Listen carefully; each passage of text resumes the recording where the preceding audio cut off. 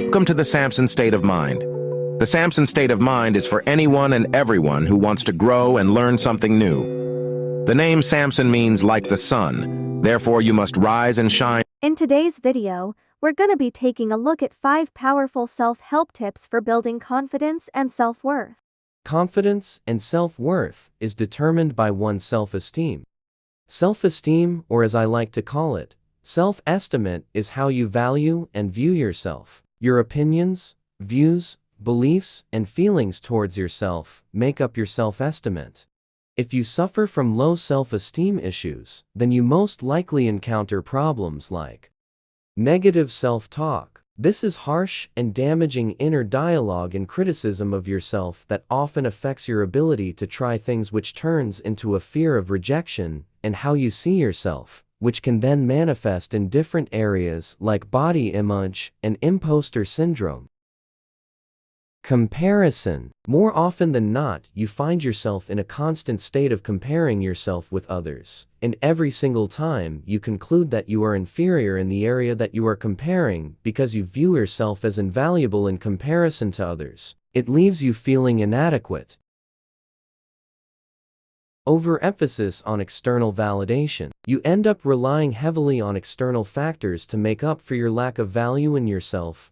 This can lead to a person chasing likes on social media, praise from others, and recognition from their peers. If those things sound familiar to you, we at Samson State of Mind are here to help.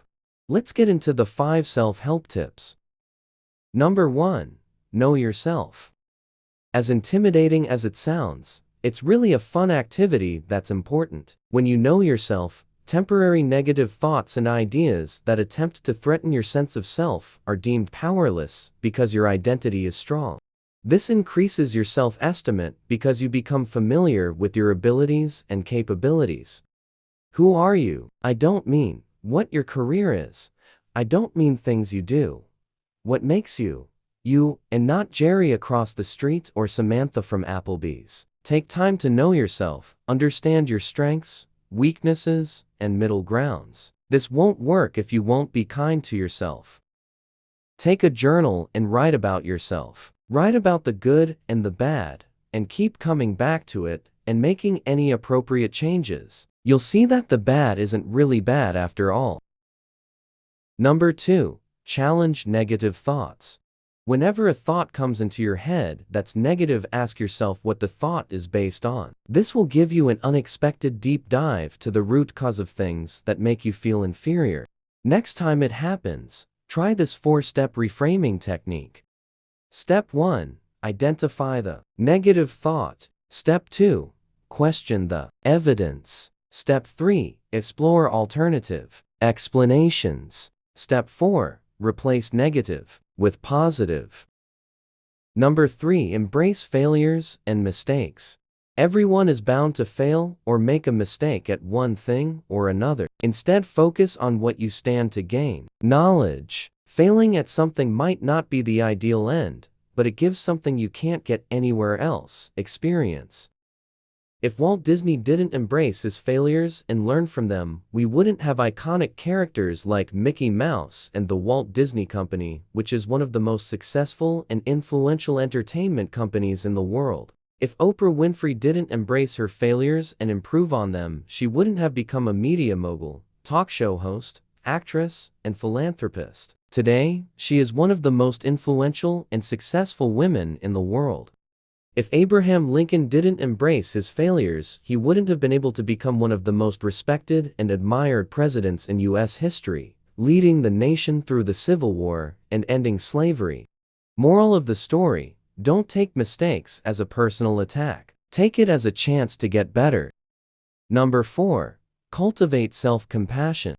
Most, if not all of the time, the things you say to yourself, you wouldn't dare say to anyone else because you know how it would make them feel. If someone else failed, you wouldn't rub salt in their wounds. In fact, you would try your best to cheer them up. The same compassion and kindness you extend to others must first be extended to oneself. You cannot pour from an empty cup. Treat yourself with kindness, understanding, and non-judgment. You're the only one in charge of picking yourself up. How can you do that if you lack self-compassion? Number 5. Develop assertiveness skills. Now understand, I do not mean be mean or rude. I mean, stand up for yourself. Establish your boundaries and stick to them. Be clear on what you want to communicate. To do this, first you need to be sure on what it is you're trying to say. Some tips I find helpful are: be clear and concise. Avoid the what-ifs and the metaphors. Say it plainly. Pro tip: plainness and bluntness shouldn't be confused with rudeness. Use I statements. Stick to I feel, enk, and not. You never, you always, you didn't. You can only voice your own perspective. You cannot speak for others. Avoid assumptions. Unless you have been told explicitly, do not reach a conclusion on the matter. Practice these 5 tips and watch yourself step into the Samson state of mind and rise and shine brighter than all the stars, like the Samson you are. Don't forget to like, share, comment, subscribe, and hit that notification bell to be notified every time we post. Keep shining, Samsons. Until next time.